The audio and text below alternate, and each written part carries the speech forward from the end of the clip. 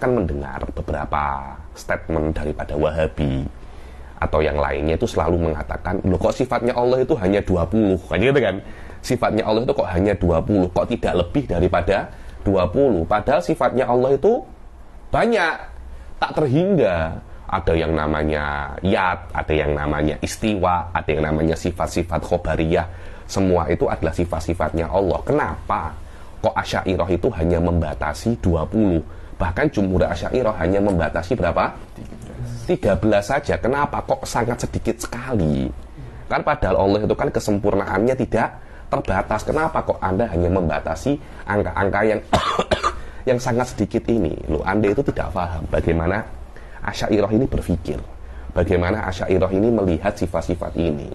Asy'ariyah ini di dalam akidah mereka itu berpendapat bahwasanya jangan sampai kita itu menisbatkan kepada Allah sesuatu yang tidak yakin.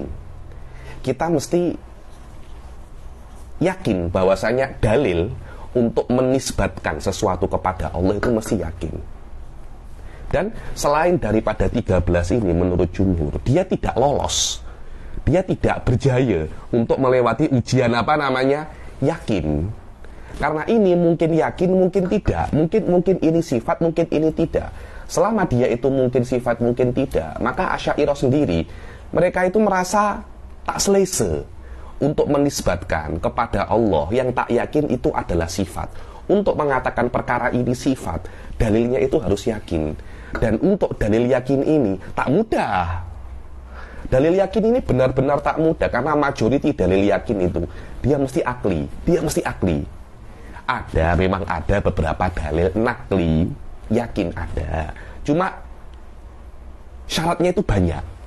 Dia di dalam Imam Razi itu kena yantafi beberapa ihtimal. Ada seperti ihtimalul asyroh, dia kena kena hilang ihtimal asyroh di dalam dalil nakli ini. Lah, karena dalilnya itu mesti akli, Asy'ariyah itu melihat bahwasanya selain 13 ini, dia dalilnya tidak tidak yakin. Berbeda dengan para Wahabi, dengan para Salafiyah yang mengatakan kita boleh menisbatkan kepada Allah sesuatu yang tidak yakin. Karena itu mereka mungkin yang mu'tadil ya. Mereka mengatakan yad itu sifat. Bukan yad itu anggota tubuh, tapi sifat. Tuh, saya tidak ada masalah itu. Cuma Anda mesti mengatakan bahwasanya dalil sifatnya Allah itu adalah yad.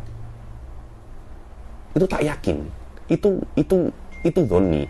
Dan di sini saja itu akan membuat sebuah perbedaan yang sangat signifikan sekali antara metode ahli sunnah dan metode selain daripada ahli sunnah yang menisbatkan kepada Allah perkara-perkara yang tidak yakin. Jadi bohong kalau seumpamanya ada yang mengatakan ahli sunnah itu membatasi kesempurnaan Allah. Tidak.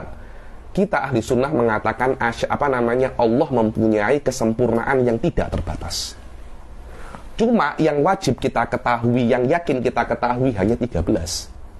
Yang lainnya itu kita mengatakan kesempurnaan Allah tidak terbatas. 13 ini secara tafsil kita mengetahui itu adalah sifat. Selain daripada 13 ini kita mengetahui secara ijmal saja, Allah itu memiliki segala kesempurnaan selain 13 ini, dan hilang daripadanya segala kekurangan. Pas itu saja. Dan kita tidak diwajibkan mengetahui secara tafsil kecuali 13 ini minimal. Ini yang pertama yang mesti saya beritahu, kenapa kok 13, kenapa kok 50. Semuanya terbina atas perkara yang yakin tadi itu. Yakin